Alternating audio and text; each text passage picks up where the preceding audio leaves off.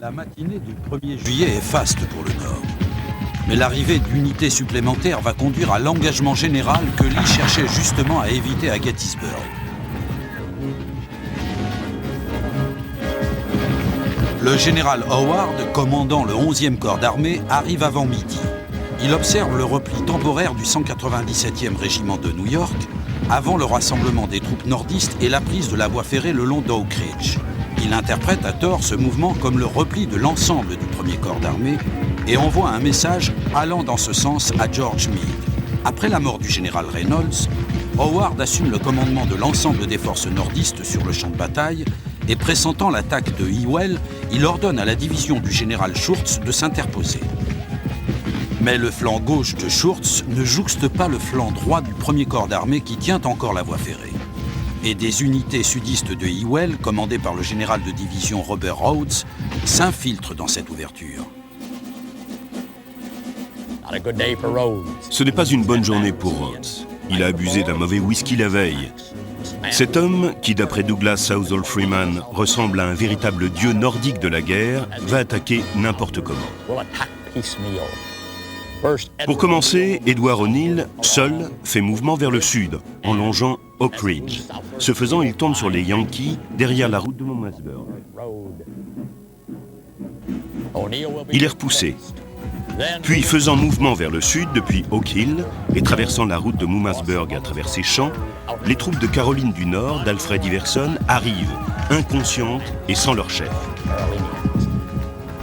Les forces unionistes font mouvement pour prendre position le long du mur de pierre qui est là-bas et ouvrent le feu. Les hommes de la brigade d'Iverson tombent par rang entier avant de battre en retraite dans la plus grande confusion. Après les replis d'Iverson et d'O'Neill, Rhodes lance un nouvel assaut. Il envoie la brigade de Caroline du Nord de Daniel vers le sud. Celle-ci engage les nordistes près de la route de Chambersburg et est repoussée. Le général Lee arrive sur les lieux avec une division confédérée toute fraîche appartenant au corps d'armée de Hill et commandée par le général Pender et décide de la lancer dans la mêlée. Pendant ce temps, sur la route d'Harrisburg, arrive la division du général Early, un des vieux généraux les plus hargneux de Lee. Il accroche le flanc droit des nordistes, dirigé par un avocat new-yorkais, le général Barlow, qui l'assaille sur le flanc et sur l'arrière, et défait le 11e corps d'armée qui bat en retraite dans les rues de Gettysburg.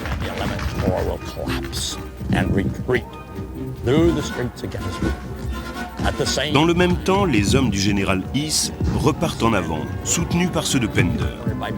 Les combats sont sanglants dans les bois de McPherson. Doucement mais sûrement, les nordistes sont éliminés de McPherson Ridge jusqu'à Seminary Ridge. De là, le 1er corps d'armée est ensuite refoulé dans les rues de Gettysburg. Aux alentours de 16h30, Lee arrive à cheval à Seminary Ridge. Le spectacle le réjouit. Des prisonniers nordistes évacués vers l'arrière, tandis que les troupes sudistes avancent. Il est rejoint par le général Longstreet qui lui rappelle les conversations qu'ils ont eues avant de quitter la Virginie, à savoir qu'il s'agirait d'une stratégie offensive avec des tactiques défensives. Mais Lee, échauffé par la bataille, désigne alors Gettysburg et Cemetery Ridge et annonce « C'est là qu'est l'ennemi et c'est là que je compte l'attaquer ».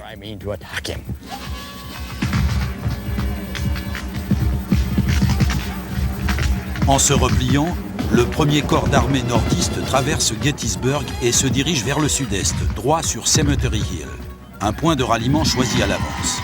Les sudistes l'étalonnent et des combats au corps à corps se déroulent près de l'université de Pennsylvanie qui se dresse sur la route de repli des Yankees. Ces locaux serviront d'hôpitaux aux deux armées au gré des flux et des reflux de la bataille. Finalement, le barrage d'artillerie du 11e corps d'armée positionné sur Cemetery Hill permet d'arrêter la débâcle fédérale.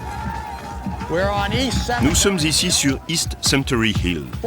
Heureusement pour l'Union, dans l'après-midi du 1er, c'est là que se trouvent ses forces et son artillerie.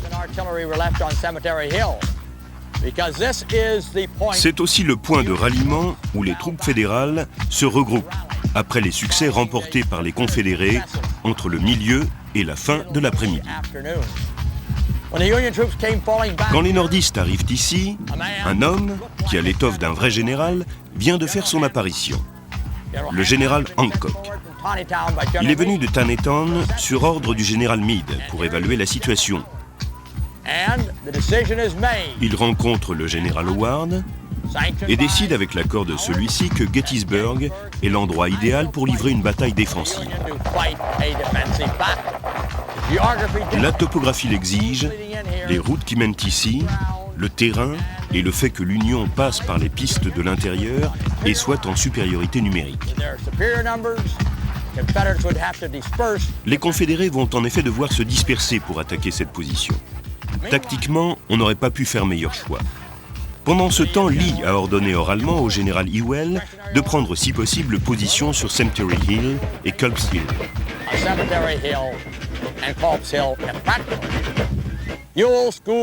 Mais Ewell, en bon disciple de la philosophie de Jackson, ne fait que ce qu'on lui dit de faire.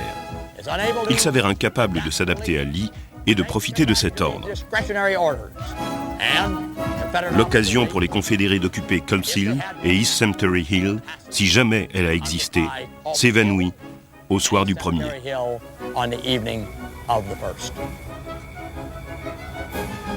Dans la nuit, les deux camps renforcent leur position. Les sudistes occupent Seminary Ridge et le général Lee établit son quartier général dans une maison située dans la zone stratégique de Chambersburg Pike, à l'ouest de Seminary Ridge. Les nordistes, eux, tiennent Cemetery Hill et la crête orientée sud qui la touche, entre Evergreen Cemetery et Culp's Hill. Le général Meade, qui arrive au cours de la nuit, installe son quartier général dans une petite ferme derrière Cemetery Ridge. La tragédie du 1er juillet et celle qui s'annonce pour les 2 jours à venir est décrite de manière éloquente par un correspondant du New York Times, Samuel Wilson. Il rédige son article à proximité du front en se lamentant sur le cadavre de son fils, le lieutenant Bayard Wilson. Qui peut écrire l'histoire d'une bataille quand ses yeux sont implacablement et irrémédiablement rivés sur un personnage central qui absorbe tout son intérêt?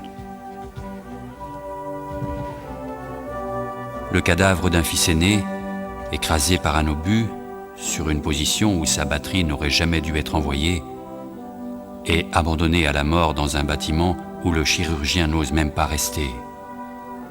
Ô vous les morts qui à Gettysburg avez baptisé de votre sang la 2e naissance de la liberté en Amérique, comment avez-vous fini? Je me relève de cette tombe dont j'ai passionnément embrassé l'argile fraîche.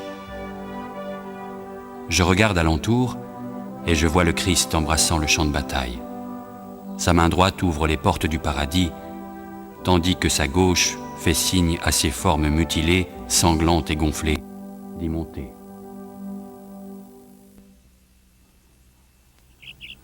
Au moment où le soleil se lève au-dessus de Culp's Hill le 2 juillet, les 2 grandes armées sont en position, séparées par 1500 mètres de champs, de vergers et de bois. Les 48 heures qui viennent vont changer le cours de la guerre dans l'Est et l'avenir de tout un pays. Ce 2e jour peut s'avérer décisif si les assauts prévus par Lee mettent en déroute l'armée du Potomac. N'eussent été le talent et le courage des commandants et des soldats de l'Union, son plan aurait pu fonctionner. La matinée du jeudi 2 juillet s'écoule dans le calme, les 2 camps échafaudant leur plan de bataille. Robert Lee, handicapé par le manque de sommeil et la maladie, est en réunion avec ses chefs de corps d'armée. Il propose à Longstreet d'attaquer le flanc gauche des nordistes, mais ce dernier se montre réticent.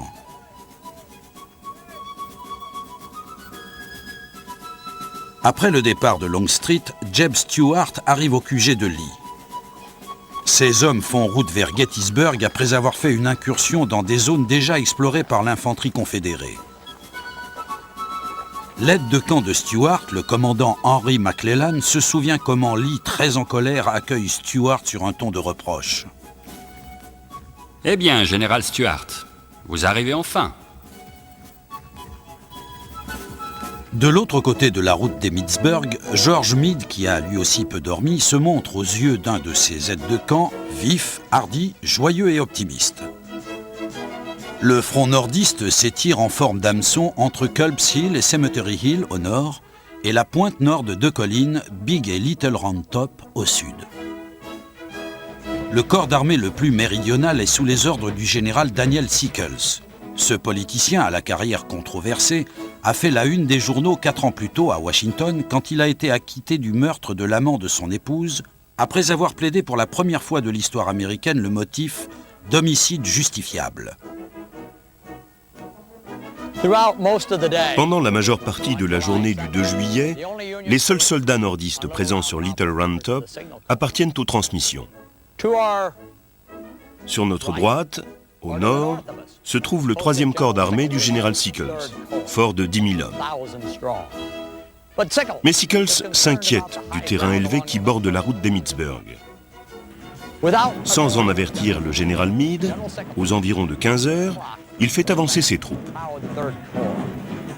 Les tambours jouent, les drapeaux flottent dans le vent, et les soldats s'avancent pour prendre position le long de la route d'Emmitsburg et du verger de pêcher.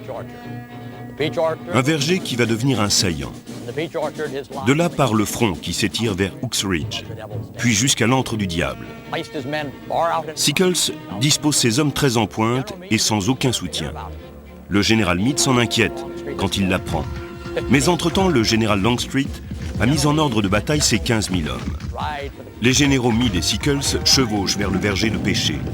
À leur arrivée, les canons confédérés ont commencé à se faire entendre. Alarmé, Sickles demande à Meade s'il peut faire reculer ses hommes. Mais le général rétorque « L'ennemi ne vous laissera pas vous replier ».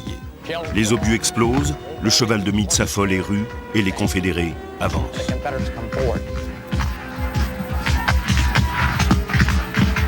À 16h, avec l'arrivée des dernières unités nordistes, le 6e corps d'armée du général de division Sedgwick et de la cavalerie sudiste de Stuart, plus de 170 000 hommes sont concentrés à Gettysburg. C'est environ à cette heure-là que Longstreet lance son assaut, après bien des retards. Le général John Bell Hood, un commandant déterminé, dirige l'attaque des 2 divisions de Longstreet à travers les fermes des Bushman et des Weikert, au sud du verger de pêcher. Son objectif est Little Round Top.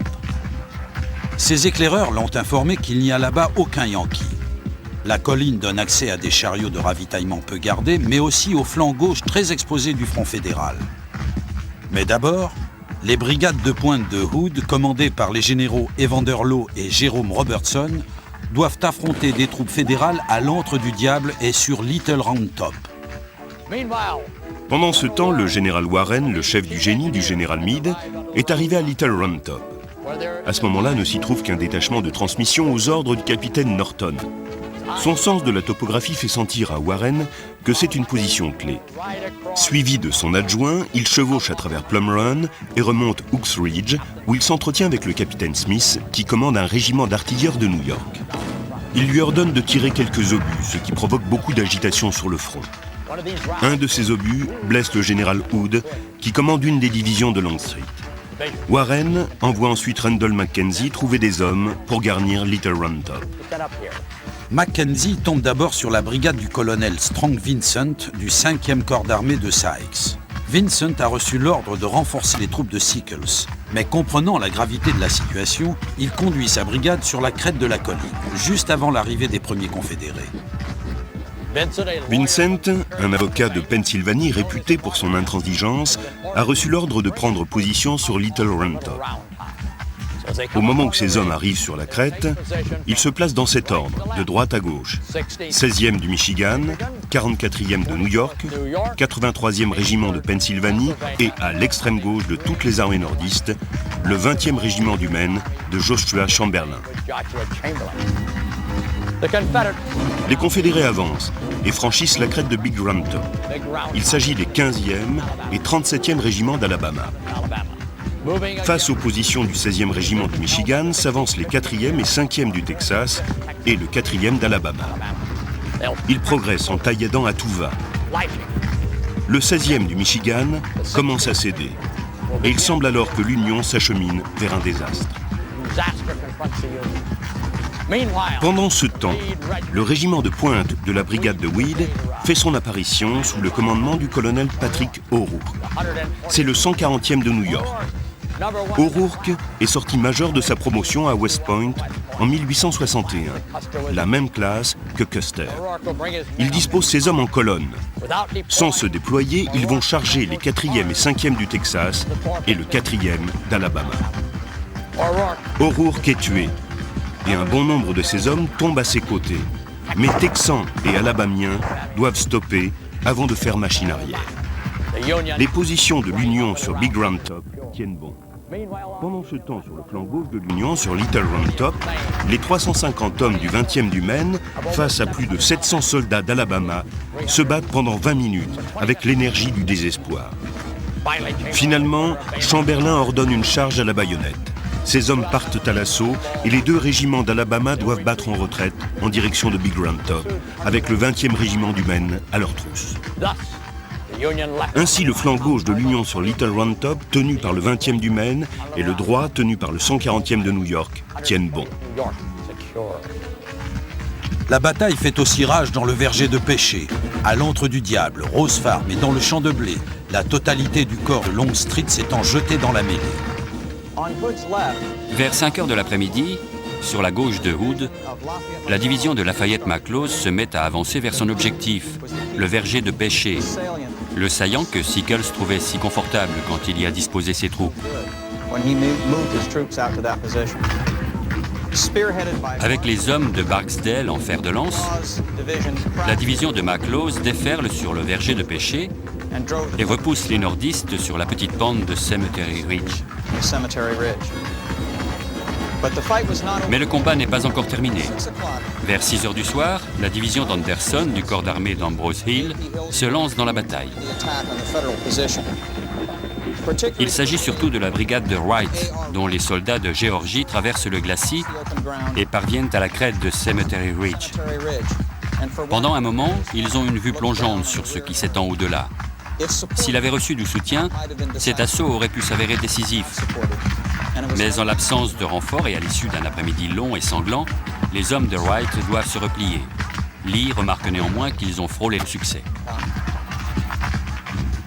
Hood est relevé de son commandement. Ses hommes sont confiés à Law qui n'a pas la trempe de son prédécesseur. Les soldats des 2 camps se battent avec détermination. Les sudistes lancent 6 assauts à travers le champ de blé, mais sont repoussés par 6 contre-attaques nordistes avant de s'imposer. Meade et le général de division Winfield Hancock font preuve d'un grand courage et d'un excellent sens tactique dans le déploiement des forces de l'Union sur les différents secteurs du champ de bataille. Et la fortune va sourire alors à l'armée du Potomac. Au nord, les brigades d'Ambrose Hill ne parviennent pas à soutenir l'assaut d'Anderson et Longstreet, et l'attaque échoue devant la résistance des renforts nordistes. De nombreuses anecdotes ont émaillé la guerre de sécession, dont celle-ci. Quand John Wentz, un fermier de 87 ans, sort en fin de journée de l'abri relatif que lui offrait la cave de sa maison, située non loin du verger de Péché, il découvre son fils qu'il n'avait pas vu depuis 24 ans actionner un canon sudiste dans sa cour. Les sudistes s'emparent de l'antre du diable et transforment les énormes blocs de granit en forteresses inexpugnables. Les officiers et les soldats de l'Union sur Little Round Top vont particulièrement souffrir sous le feu des tireurs d'élite confédérés postés dans le périmètre de l'antre du diable. Lors du combat sur Little Round Top, à quelques centaines de mètres au sud de nous, Strong Vincent, le commandant de la brigade qui est venu tenir cette zone, est abattu. Pendant ce temps, le lieutenant Charles Hazlett dispose ses canons ici même. À son arrivée, le général Weed est abattu. Un projectile s'enfonce sous une aisselle pour ressortir sous l'autre. Il s'écrie « Je suis coupé en deux, où est Hazlett ?» Ce dernier a été son commandant en second de la batterie au cours de la bataille de l'Antietam. Hazlett se précipite et se penche sur Weed. À ce moment-là, les confédérés tirent et logent une balle dans la tête d'Hazlett qui s'effondre sur son ami. Quelques instants plus tard, Weed meurt à son tour. Plus tard dans la journée, les Confédérés, qui se sont emparés de l'antre du diable, du champ de blé et de Hooks Ridge, font une dernière tentative pour s'emparer de Little Round Top. Mais les nordistes, épaulés par les réservistes de Pennsylvanie, tiennent vaille que vaille, puis lancent une contre-attaque et chassent les Confédérés de Plum Run, qu'on surnomme dès lors Bloody Run, jusqu'à Hooks Ridge, où le combat s'achève.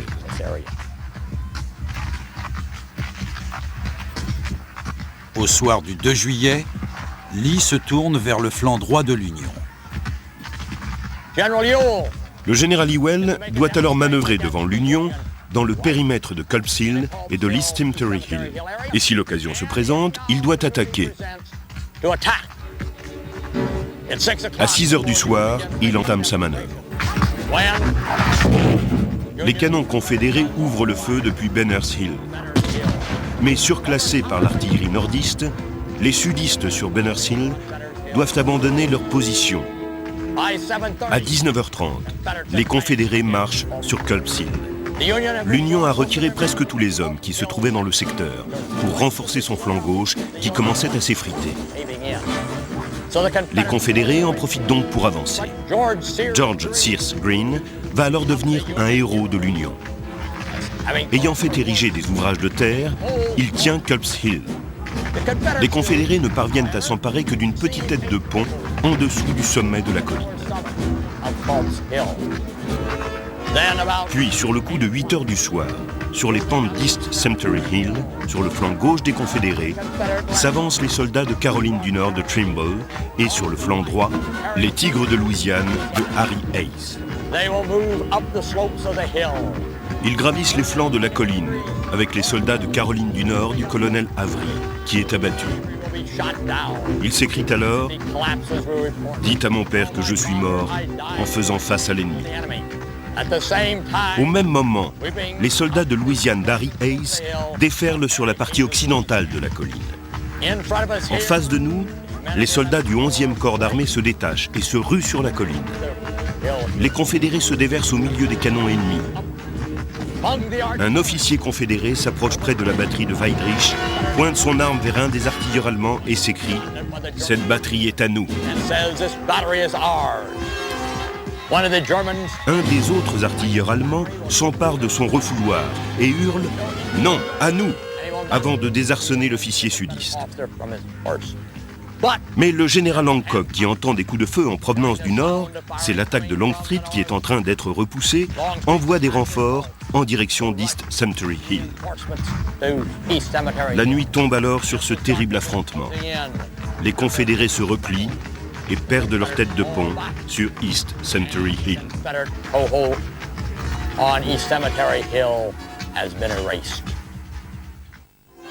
Pendant la nuit, Meade tient une réunion avec les principaux généraux de son état-major, lesquels votent pour continuer de défendre leur position. À la fin de l'entrevue, Meade prend le général John Given à part. Si Lee attaque demain, ce sera sur votre front.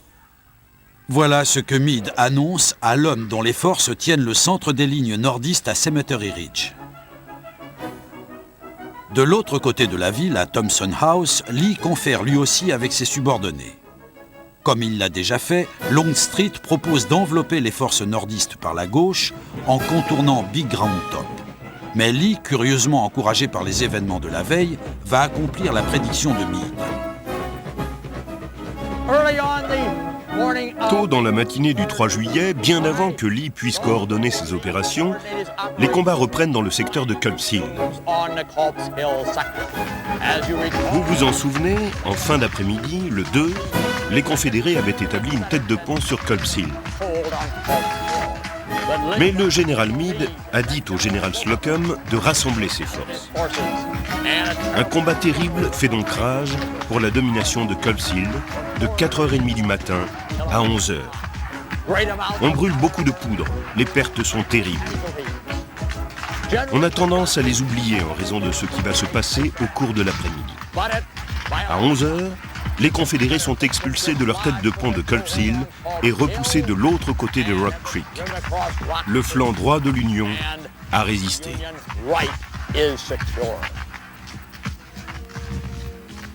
À l'exception des combats sanglants de Culp's Hill, La matinée est relativement calme, même si les tireurs d'élite rebelles continuent de harceler Cemetery Hill. Contrairement aux guerres modernes, la guerre de sécession a fait peu de victimes civiles. Il n'y en eut qu'une à Gettysburg. Ce vendredi-là, une balle miniée tirée par un mousquet sudiste transperce les deux portes de la maison des McClellan sur Cemetery Hill et tue la jeune Jenny Wade, qui était courageusement restée pour s'occuper de sa sœur, Madame McClellan, et de son nouveau-né. Pour diriger l'assaut contre le centre des lignes nordistes, Lee choisit une division de sa Virginie natale sous les ordres du général de division George Pickett. 12 000 hommes des corps d'armée d'Ambrose Hill et de Longstreet vont traverser un glacis de champs dans l'après-midi du 4 juillet. Plus tard, Longstreet, fermement opposé à ce plan, résumera ainsi ses sentiments. J'avais le cœur lourd. Je voyais la nature désespérée et futile de cette charge et l'inutile massacre qu'elle allait provoquer. Cette journée à Gettysburg fut l'une des plus tristes de ma vie. À 1h de l'après-midi, par une chaleur étouffante, plus de 150 canons entament le plus formidable pilonnage d'artillerie ordonné par l'armée sudiste pour enfoncer le front nordiste. L'Union riposte avec le même nombre de pièces. Le duel qui fait rage pendant plus de 2 heures résonne jusqu'à Pittsburgh, à plus de 240 km de là. Le bombardement commence, s'éternise pendant près de 2 heures. Mais les Confédérés tirent trop haut. Les soldats de l'Union, massés le long du mur de pierre, ceux de la brigade de Philadelphie, restent accroupis. Les seuls hommes debout sont les artilleurs qui se chargent de la riposte. Finalement, la batterie de Cushing, ici à l'angle, est réduite à 3 pièces. Celle de Brown est délogée de sa position, près d'un bouquet d'arbres, mais celle de Colline est mise en place. Porter Alexander, en raison de la mauvaise visibilité due à la poudre noire, interprète mal ce qui se passe et envoie ce message. Ils viennent de retirer 18 canons. Venez vite, sinon je ne pourrai pas vous porter soutien.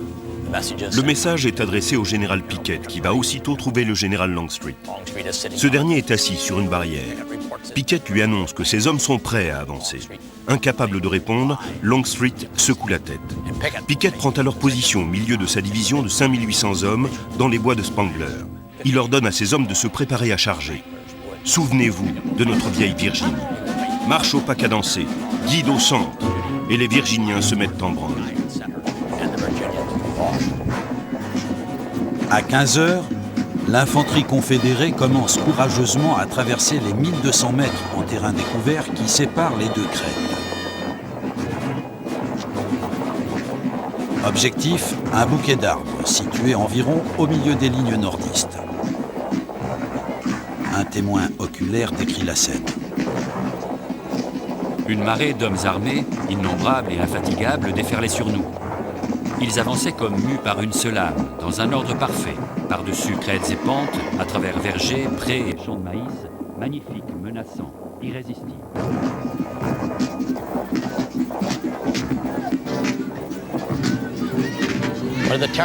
Les soldats de l'Union, entassés ici derrière le mur de pierre, sont terrifiés par les lignes parfaitement ordonnées de confédérés avançant à raison de 100 mètres à la minute et s'arrêtant parfois pour réaligner leurs rangs. Des trous apparaissent, mais on les comble aussitôt. Le colonel Dennis Hocken, du 69e régiment de Pennsylvanie, ordonne à ses hommes « Ne tirez pas tant que vous ne voyez pas le blanc de leurs yeux ».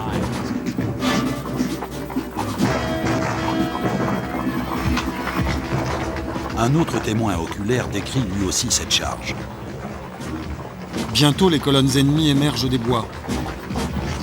Elles arrivent à porter des mousquets nordistes. C'est un combat au corps à corps. Chaque homme se bat seul, pour lui-même. Le 15e régiment de Virginiens du général Pickett commence à éclater au moment où il traverse la route d'Emmitsburg. Pendant ce temps, le lieutenant Alonzo Cushing et ses canonniers ont accroché 2 de leurs canons à proximité du mur. Cushing a déjà été gravement blessé à 2 reprises. Il fait charger ses pièces d'une double charge, s'empare du cordon du canon et ordonne « Feu !». Une balle lui traverse alors la bouche. Le général Armistead s'avance vers le front, franchit le mur, son chapeau au bout de son épée, suivi par plusieurs centaines de Virginiens. Il pose symboliquement la main sur un des canons. Presque au même moment, il est blessé par une balle. À plusieurs centaines de mètres au sud, presque simultanément, son plus proche ami de l'ancienne armée, Winfield Scott Hancock, qui chevauche le long du front, voit le pommeau de sa selle arraché par une balle minée. Le morceau de métal et plusieurs échardes lui labourent le visage. On l'aide à descendre de cheval. Il saigne à gros bouillon. Mais lance, les Confédérés doivent être dans un sale pétrin. Ils tirent des clous rouillés. Pendant ce temps, au nord, les hommes de Pettigrew s'avancent. Ce dernier est blessé à la main. Avec celles de Pettigrew et de Trimble, il y a au total 3 brigades de soldats de Caroline du Nord. Les combattants de cet État ont toujours été fiers de leur rôle au cours de la guerre de sécession. Le 26e de Caroline du Nord s'élance en direction des canons d'Arnold. Mais à 10 mètres de la batterie, ils sont finalement repoussés.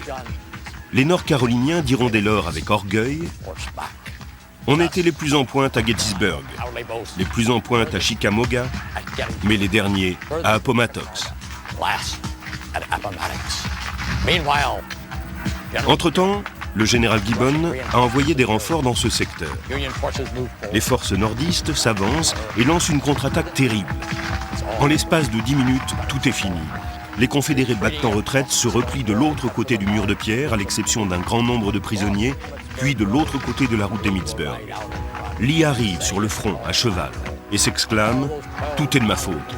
Des 12 500 hommes qui sont montés à l'assaut, 2 sur 3 ne reviendront pas. »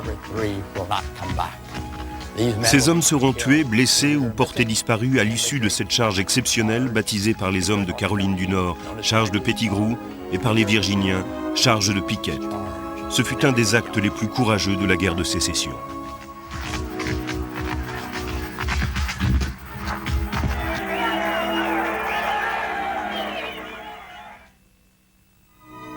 Dès lors, il ne se passe plus grand-chose sur le front pendant le restant de la journée. À plusieurs kilomètres à l'est, la cavalerie du général Jeb Stuart est dominée par les cavaliers nordistes sous les ordres du général David Gregg et sous ceux d'un général de brigade fraîchement promu, George Armstrong Custer. Sur l'autre flanc, la cavalerie est dirigée par un autre nordiste impétueux, le général Judson Kilpatrick. Mais les ordres qu'il transmet à son subordonné, un général de brigade de 26 ans, Elon Farnsworth, sont aussi risqués que mal avisés. À 17h, il lui ordonne de lancer la première brigade de cavalerie du Vermont, pourtant très éprouvée, en terrain rocailleux contre les Texans retranchés au pied de Big Round Top. Croyant qu'il lance une contre-attaque sur le flanc de Lee, après le repli des forces de Cemetery Ridge, Kilpatrick conduit en fait ses hommes à un suicide, en dépit des objections de Farnsworth. Car la contre-attaque n'aura jamais lieu. Un soldat écrira plus tard « Chaque homme sentait, en serrant la ceinture, portant son sabre, qu'on l'avait appelé pour une chevauchée vers la mort. » La plupart de ces nordistes meurent face aux soldats du Texas et de l'Alabama déployés en travers de Plum Run, y compris Farnsworth qui tombe alors qu'il charge le centre du front sudiste. Kilpatrick fera ensuite l'éloge du jeune général qui l'a précipité vers la mort. Une autre attaque de cavalerie au sud-ouest de Gettysburg se solde elle aussi par une déconfiture nordiste. Le 6e régiment de cavalerie du général de brigade Wesley Merritt, prélevé sur une brigade de cavalerie de réserve, se heurte aux cavaliers de Grumble Jones, nettement supérieurs en nombre, au nord de Fairfield. En revanche, plus loin à l'ouest, près de Greencastle en Pennsylvanie, les raids de la cavalerie du capitaine nordiste Ulrich Dahlgren sèment la panique dans la cavalerie et les convois confédérés. Le 4 juillet, jour du 87e anniversaire de l'indépendance américaine, la pluie se met à tomber sur Gettysburg. Les deux camps s'attendent à une reprise des combats qui n'aura pourtant pas lieu.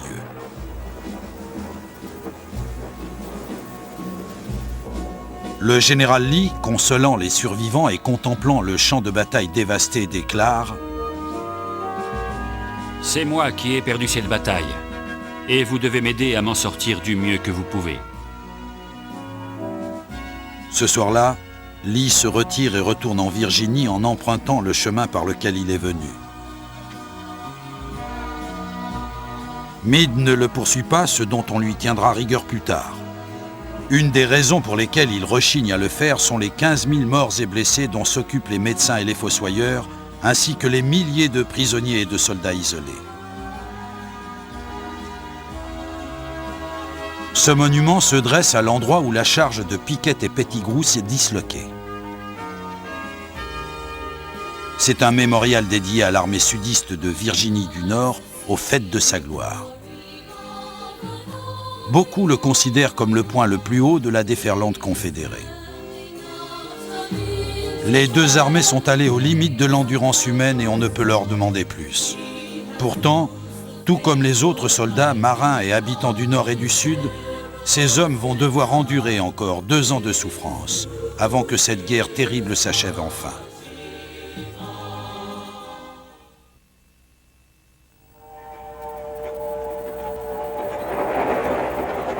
Le 18 novembre 1863, le président Abraham Lincoln se rend en train de Washington à Gettysburg en passant par Hanover Junction, puis par Hanover.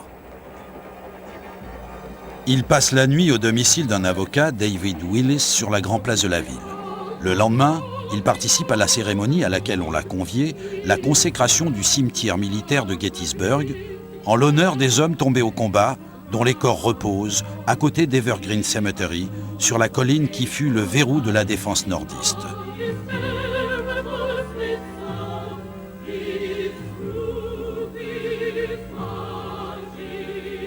Le principal orateur est le dirigeant politique Edward Everett. Son discours de 2 heures est bien accueilli par la foule imposante qui assiste à la cérémonie. Mais l'Amérique n'oubliera jamais les 2 minutes du discours d'Abraham Lincoln qui suit celui d'Everett. Le discours de Gettysburg, un chef-d'œuvre de la langue anglaise, exprime l'importance et la signification de la bataille de Gettysburg dans le cadre de la guerre de sécession. Il nous incombe plutôt à nous, les vivants, de nous dévouer à cette grande tâche qui nous attend. De nous consacrer encore plus à la cause pour laquelle ces morts que nous honorons ont donné leur vie. De montrer notre ultime résolution à prouver qu'ils ne sont pas morts en vain. De donner à cette nation sous le Seigneur une nouvelle naissance dans la liberté et de faire que ce gouvernement du peuple, par le peuple et pour le peuple ne disparaisse pas de la terre. To make them holy.